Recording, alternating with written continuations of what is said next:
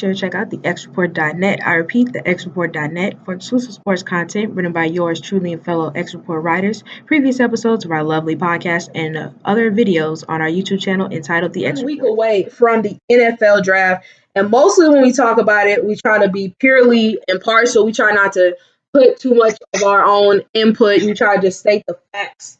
So why not have a little bit of fun and change things up a little bit to close out the show?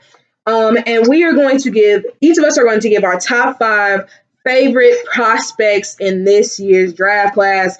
And then we're going to say where we want them to get drafted and then where we think they're going to end up going. I'm going to start off with my number 5. I have Mississippi State safety Jonathan Abram. Now, he's a player who won after Mississippi State beat LSU 2015, then took over as like the number 1 team in the nation. I haven't been feeling Mississippi State too tough.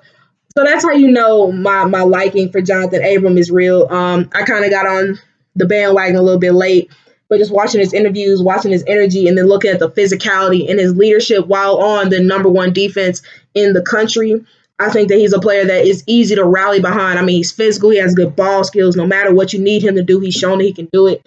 And I think that he's the kind of player who can just help your secondary. And there's a lot of teams who need help in their secondary. So where I want him to go is actually the same place I think he ends up. I said the Kansas City Chiefs. Of course, they have Tyrann Mathieu, the Honey Badger, but you need another safety back there because right now Daniel Sorensen is not somebody who I'm really excited about having as a starting safety. I think bringing Jonathan Abram in, you would have a nice mix of physicality as well as ball skill, as well as veteran versus youth. And plus, Jonathan Abram said that, Tyrann Mathieu was the player that he really wants to play with, one that he wants to learn behind. So I think that that'd be a great fit. Malik, who's your number 5 favorite player in this draft? My number 5 player, some might know, some might not. That is 51 Hill. 5? I thought Juan would be higher. No.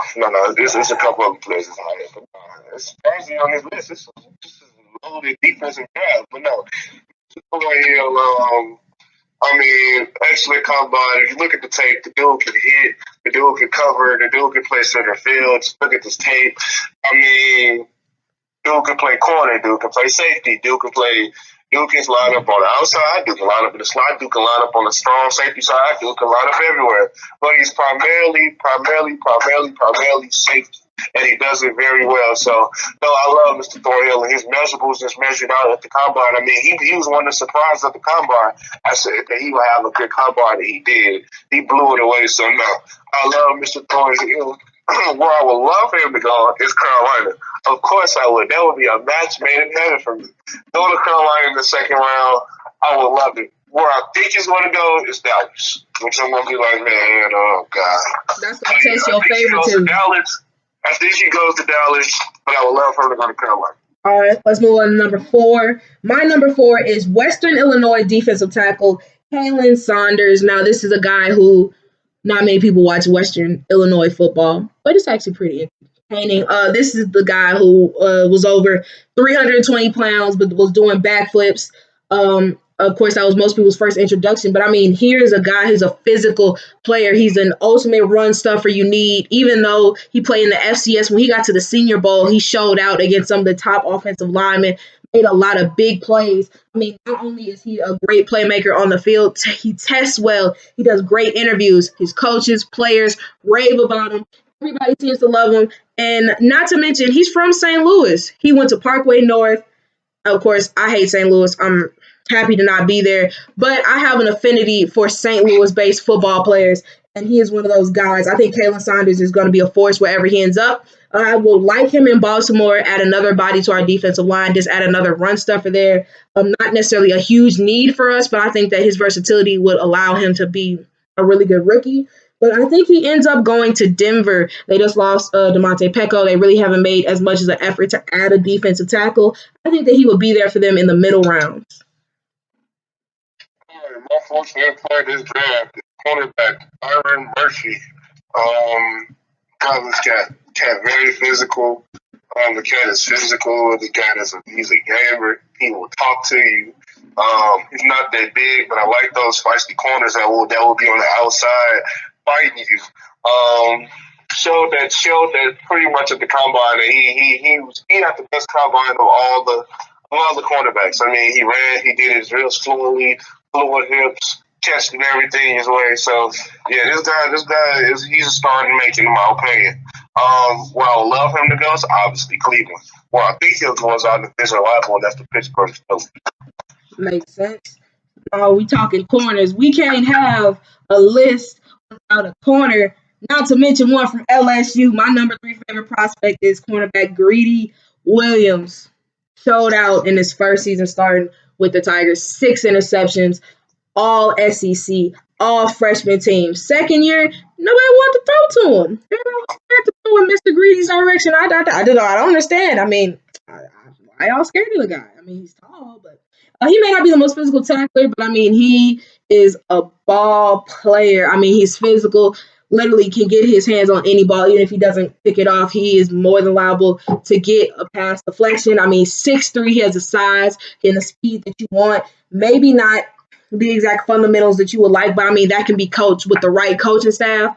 Where I would like to see him go, I'd say Detroit. I think that he and Darius Slay would form a really, really fun cornerback duo to watch. I think that Darius Slay will be a great mentor because his nickname is Big Play Slay, and no cornerback in this draft has made more bigger plays than my boy Greedy Williams. But I think he ends up in Atlanta where he's paired with Desmond Trufant, which I don't think is going to be a bad pairing either.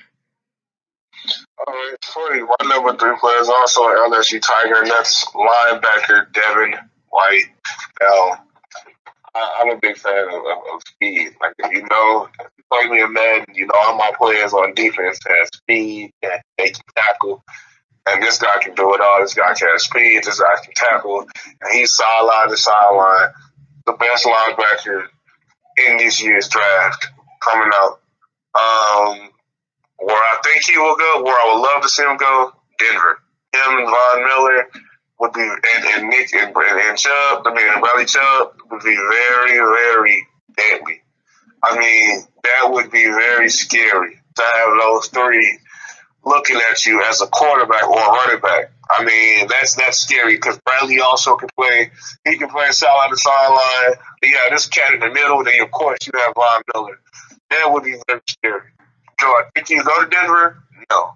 But I think he'll end up, it's our division rival, Cincinnati. I think Cincinnati needs a linebacker. They let Vontaze Burfict go for a reason. They have the pick if he's still there, which they may move up. Who knows? But I just think some kind of way he goes to our division rival. So we will see him twice a year. Scary. So. I'm with that on my boy. All right, moving on to my number 2, I have Delaware safety Nasir Adderley. Now, if you didn't really know much about Western Illinois, I know for a fact you don't know anything about Delaware unless you were from Delaware or went to Delaware. No disrespect, it's just the truth. Nasir Adderley, while he was there, is similar to like Malik Samuel, Juan Thornhill. He played everywhere in that secondary. Has the size, the speed, the physicality that you want at a safety, but he has the fluidity and ball skills to also play corner. I think that I'm a sucker for a player who's versatile and can do a little bit of everything, and he is that player. He notched a lot of interceptions while he was part of the Blue Hens. Once again, a physical tackler, and I'm a sucker for a small school prospect, and I think that he can be that guy. The safety group is another one that is really close together. It's hard to really define who are the superstars of that group, but I think that 5 years from now, 10 years from now, you look back, I think that Nasir Adderley's versatility and his ability is what's going to separate him from the class. Not to mention, I really just like the name Nasir, so a lot of things going well for Mr. Adderley. I would love to see him as a Los Angeles Charger. I think that pairing him and Derwin James will be a nice fire and lightning combination. I mean, you're going to have Derwin James bringing the boom, and then the Sears there can clean it up, get the interceptions, or lay a little bit of a boom up for himself. But I think he ends up going to the Philadelphia Eagles as a replacement for Ronnie McLeod, who's coming off of an injury, or he could be the next man up for Malcolm Jenkins whenever he decides to retire, but play some corner in the meantime. My number 2 is the next linebacker in this draft, and that's linebacker of Michigan, Devin Bush. Now, Devin Bush, I mean, he's another speed guy, but he's good at rushing the passer, but he also is good in coverage. I mean, you look at this guy on tape, I mean, you would think, like, man, he's undersized, like, he's small. But, man, they say big things come in small packages, and he's a living proof of that. So, but no, man, this man can thump you, he can hit you, he can cover, he can do it all. He's the second best linebacker in the group, but he's my favorite out of the two. Where I would like to see him go is surprisingly a division rival, where he went to visit, actually, this week, and that's Baltimore. I would love to see him in Baltimore. I think he would be doing good in Baltimore. I think Baltimore would embrace him. I think that he could learn from someone like a Ray Lewis, who's going to probably be that mentor. I think he'll fly around in that defense. They just lost C.J. Mosley. So they can use another linebacker. They run a 3-4. So I think he would do well in that defense. You know, I don't know how Raven would feel if he went there. Maybe she would like him there. Who knows? But I don't think he's going to go there, though, because I don't think he's going to be on the board there by the time they pick. I think he goes to the Miami Dolphins. They don't have anything on defense, and that's just – I'm just saying, like, their best pass rusher was an old man last season. Yeah, they need to get faster, and he's someone that they can build their defense around. So I think he winds up in Miami. All right, now a little bit about me. My favorite position in football is middle linebacker. My favorite college football team are the LSU Tigers. So why not blend them together? And, of course, my number one favorite player in this draft is the EST of the NFL draft, Devin White. If you listen to the draft debates, I've said it before, he's the fastest, he's the smartest, he's the strongest. Everything you want out of a middle linebacker, he can do it. Not only that, but he's a tremendous run stuffer, sideline to sideline, and pass coverage. He can make plays for you there too, and he can rush the passer. Literally every box you want checked, not only at linebacker, as a defensive player, he can do it. And he's rocking 240 pounds plus 2 boot. I think that Devin White, no matter where he goes, he's going to be a transcendent talent. I don't think that he's going to be one of those players who just looks good on paper but doesn't produce on the field. I think quite the opposite. I think that he's going to, even the high expectations that he already has, I think he's going to blow them out of the water. I think he's going to be a tremendous rookie. And I want him in Baltimore. Of course I want him in Baltimore. C.J. Mosley's gone, no problem. Bring in Devin White. I feel like I like Devin White as a prospect more than I like C.J. coming out of Alabama. I feel like Devin White's game is more versatile. This is not me trying to rag on C.J. because he tried to leave us for more money, because whatever, you got to do what you got to do. But I think that Devin, and he'd be in the same linebacker group that is going to be young. Tyus Bowser is going to end up starting on one of the sides. Patrick Onwuaso is still there. Kenny Young is still going to be there. It's going to be a lot of interesting pieces in that linebacking group, but I think that what better man to hold down the leadership than my boy, Devin White. But I think he doesn't make it out of the top 10. Actually, not even the top 5. I have him going to the Bucs, replace Quan Alexander, and be the centerpiece of this new Todd Bowles defense. All right. My favorite player, I've been keeping it quiet. I'm going to keep it kind of a mystery. Nobody knows by now if you listen to the show that my favorite team, even between the two, is Carolina. I value my defense. I value our defense. So my favorite player in this draft is someone that can take the air from a great Panther who just retired. And that is defensive end Montez Sweat. I like this kid. He reminds me a lot of someone who just retired that was a Panther. If you look at Montez Sweat and you look at Julius Peppers, and you just look at them, you're like, man, they kind of similar. Look at them on tape. They kind of similar. The dude is disruptive. The dude can get to you. The dude is a phenomenal edge rusher, and that's what we need in Carolina. We've been missing. We've always been by committee these past couple years. I mean, it's been Mario Addison, but on the other side, it's been this guy plus this guy rotating in. We need someone that can play all down, someone that can also stay in the game if we do a 3-4. And that's why I think Montez Sweat fit in. I mean, look at this dude, Combine.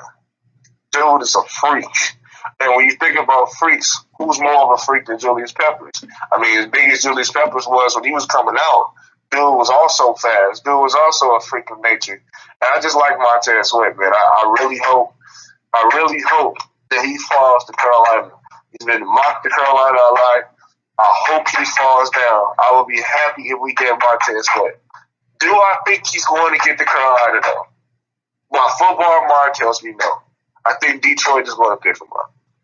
But I hope that he gets to Carolina because I love this cat. He's a spitting image to me of Julius Peppers, who's one of my favorite DNs of all time. Well, I grew up watching this dude, number 90 with the Pfizer and everything. Grew up watching him. So he's a spitting image of him. I think with him, and you have Irvin, and you also have Mario Addison, our defensive line gets back to where it needs to be. And then we find us a nice linebacker, then there's our Skiro. So I think he's the missing piece that we've been needing for our pass rush. So, yes, Montez Sweat is my favorite player in this year's draft. So I hope that we can get him. But I think Detroit don't get him. I think he goes to the Motor City.